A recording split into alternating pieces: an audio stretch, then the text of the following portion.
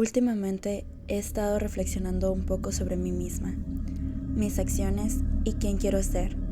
Si bien no todos estarán de acuerdo con lo que hago, me siento cómoda donde estoy.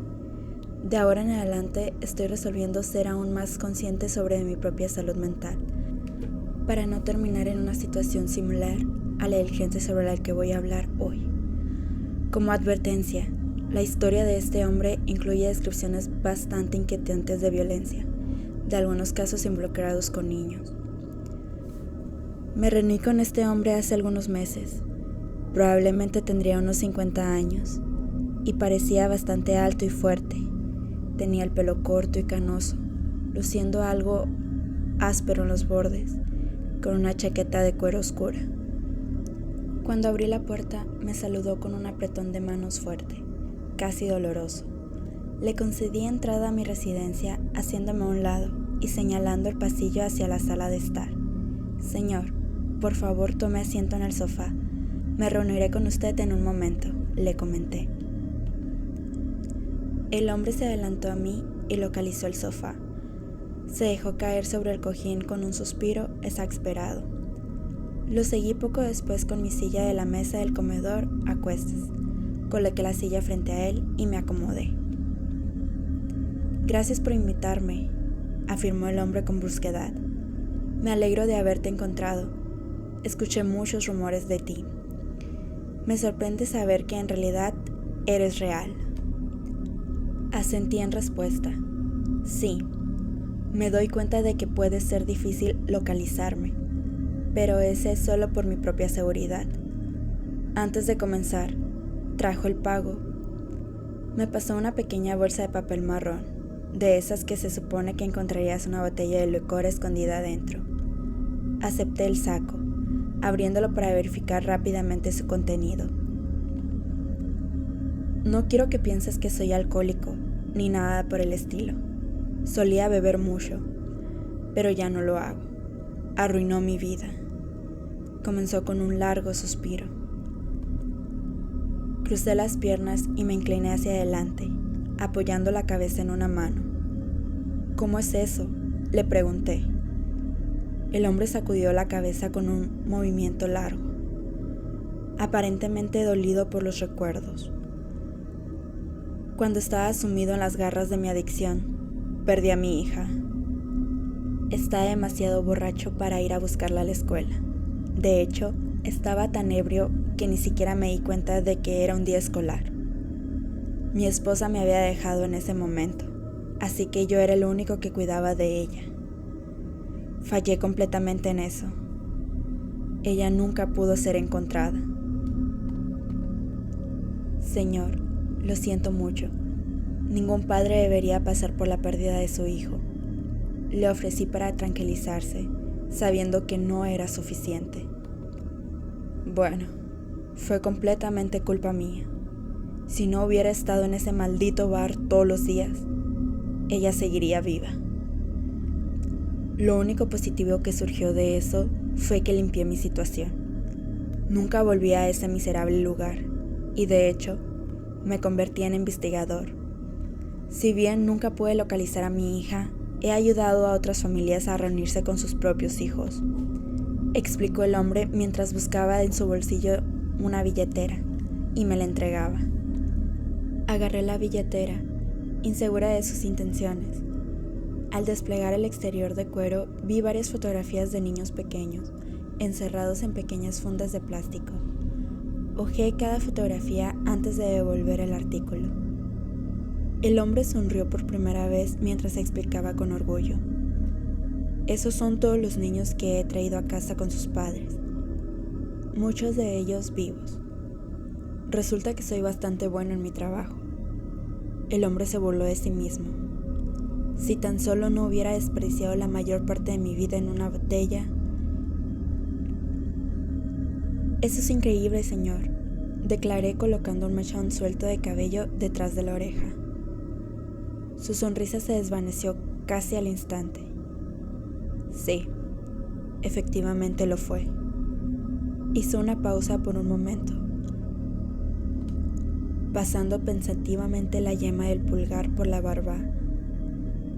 He estado trabajando en el caso de un joven desaparecido. A menudo me contratan en casos de personas desaparecidas porque, en mi opinión, la policía hace un trabajo de mierda. Declaran que los niños pequeños se han fugado y luego enfocan con láser a un sospechoso independientemente de lo que diga la evidencia. No les importa la justicia, solo quieren cerrar un caso. Despotricó apretando los puños. Creo que puedo sentirme así, ya que esto es esencialmente lo que hicieron con mi hija. Sacudí la cabeza. Me imagino que sentiría lo mismo si estuviera en tu situación. Gracias por eso, respondió, suavizándose la voz. He estado trabajando en este caso durante algunos meses ya, y hace un par de semanas recibí un consejo prometedor. Al hablar con algunos de los vecinos del niño, un trabajo que la policía debería haber hecho, descubrí que el niño había sido visto con un hombre local el día de su desaparición. Cuando lo miré y encontré su foto, lo primero que pensé fue: mierda, conozco a este tipo. Levanté la ceja confundida y le pregunté: ¿cómo es que lo conoces? Con los ojos clavados en el suelo, el hombre aclaró: lo reconocí del bar que solía frecuentar.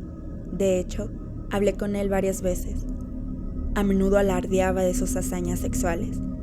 Me parecía un auténtico imbécil, pero nunca le rechacé siquiera sentarse conmigo, porque siempre me invitaba a una copa. Cuando me di cuenta de que este hombre podría haber sido un secuestrador de niños, simplemente... El hombre se atragantó, con lágrimas en los ojos, y continuó. No podía dejar de preguntarme si tal vez esas historias explícitas que había contado en mi presencia tenían que ver con niños. Sacudí la cabeza con suavidad, dejando que el hombre sintiera lo que necesitara antes de continuar. Naturalmente, sabía que tenía que seguir esa pista. Estaba convencido de que atraparía al tipo, lo enviaría a la cárcel y sería un héroe. Continuó el hombre, riendo a su pesar. Pero nunca nada sale como uno espera, ¿verdad? Así que decidí ir de incógnito. Sería mi trabajo más duro hasta ahora, fingir ser un pedófilo de verdad, explicó, sonando casi enfermo del estómago. ¿Fuiste capaz de ganarte su confianza?, pregunté con cautela. Asintió con la cabeza. Sudé la gota gorda cuando vi aparecer a aquel hombre en el bar, temiendo que me reconociese. Por suerte, sin embargo, he cambiado mucho con los años. Perdí mucho peso cuando dejé de beber y empecé a hacer ejercicio con regularidad. Antes tampoco me importaba una mierda mi aspecto. Iba por ahí con el pelo grasiento hasta los hombros y la barbilla asquerosa y desalineada, explicó el hombre, usando las manos para demostrar la extraordinaria longitud que había alcanzado su vello facial. Además, estábamos borrachos los dos todo el tiempo. Apenas le hablaba, así que no creo que reconocería mi voz. Y parecía que tenía razón. Cuando me senté a su lado, no tenía ni idea de quién era. ¿Qué pasó después?, insistí, insegura de lo que podía esperar. El hombre hizo una mueca. Sinceramente, no quieres ni saberlo. Básicamente le convencí de que era un pedófilo, interesado en secuestrar a un niño para satisfacerme. Tardó un poco, pero al final accedió a llevarme a dar una vuelta para explicarme todo lo que sabía sobre el tema, respondió. La piel se le enrojecía. Me recogió a las 8 y fuimos a recorrer su perversión. Yo me estremecí al pensarlo. Sí, así es como me sentí. Estaba nervioso y asqueado a la vez. Me llevó a cada uno de los lugares en los que secuestraba niños. Nos detuvimos en cada uno de ellos y me describió las torturas a las que los sometía, explicó el hombre mientras comenzaba a llorar. Movió las manos para protegerse la cara, aparentemente avergonzado por la reacción emocional. Finalmente volvió a poner las manos sobre el regazo y añadió: encontré a mi hija. La pista era correcta. El hombre me guió hasta la calle donde vivía el niño y me explicó que lo había secuestrado mientras jugaba afuera. Lo retuvo durante 3 días, golpeándolo y haciendo cosas detestables. Al final, le metió un manojo de hojas por la garganta y le tapó la cara con las manos hasta que se asfixió. Yo me masajeé el centro de la frente, adolorida por haber fruncido el ceño en seña de preocupación.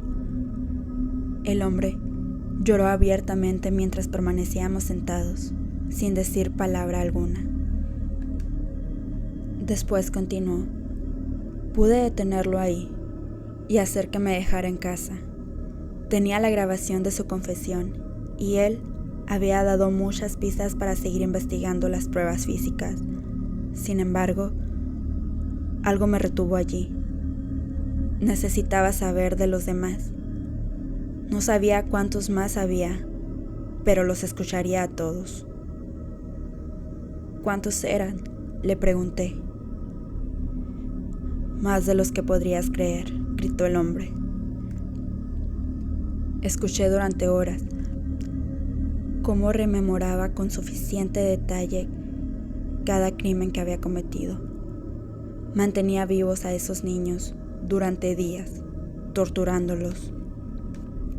Extasiado por los sonidos de sus gritos, había aguantado más de la cuenta cuando detuvo el coche en un lugar extremadamente familiar. Él lo señalaba como el lugar de su primer secuestro. Yo ladeé la cabeza y esperé a que me diera más explicaciones. Él continuó: era mi casa antigua. Me quedé mirando la infraestructura, completamente estupefacto. Entonces supe que estaba cara a cara con el asesino de mi hija y actuaba como si fuera mi mejor amigo. Pero entonces se me ocurrió otra cosa. Ya no vivíamos en esa casa cuando desapareció mi hija. Desconcertada, insistí: entonces, ¿por qué estabas ahí? El hombre agachó la cabeza y respondió: vivía ahí con mi mujer y mi hija antes de que ella me dejara, o al menos creía que me había abandonado. Yo era un borracho tan inútil que ni siquiera sospechaba que había sido víctima de un crimen. Este maldito detalló hasta el último momento de sus últimas horas. Aparentemente, había puesto los sonidos de un bebé llorando en una grabadora. Por supuesto, mi mujer salió a socorrer. Después de eso, agarró a mi mujer y la sometió al peor destino que podría imaginar, amenazándola con volver por nuestra hija. La obligó a romperse sus propias piernas con un mazo. Este cabrón se reía mientras recordaba haberle hecho un agujero en el cráneo para acabar con su vida. Jamás olvidaré la sonrisa de asco que tenía en la cara mientras explicaba que el agujero no solo era para matarla. El hombre comenzó a golpear los cojines del sofá con los puños mientras gemía de agonía. Señor, yo lo siento mucho, respiré, insegura de cómo responder. Se pone peor, dijo el hombre, con una voz inquietantemente monótona. Por lo visto, el hombre había estado buscando a mi hija aquella noche. Yo estaba con ella en ese momento, pero según él, mi mujer parecía lo bastante joven como para complacerse. Pero jamás dejó de desear a mi hija. Los dos nos fuimos de ahí poco después de que mi mujer se marchara, de que muriera. Ya no podía permitirme el alquiler, así que nos mudamos al otro lado de la ciudad, al lado malo de la ciudad, justo en su barrio, añadió el hombre, apoyando la frente en una palma. Mi hija volví andando del colegio aquel día de mierda, porque me olvidé de ella, y pasó justo por delante de aquel bar cuando el hombre salió a fumar. Imagínate mi éxtasis, comentó ese hombre, cuando la niña con la que había estado fantaseando desde el principio estaba enfrente de mí. Ese maldito me contó eso. Yo me quedé mirando al hombre.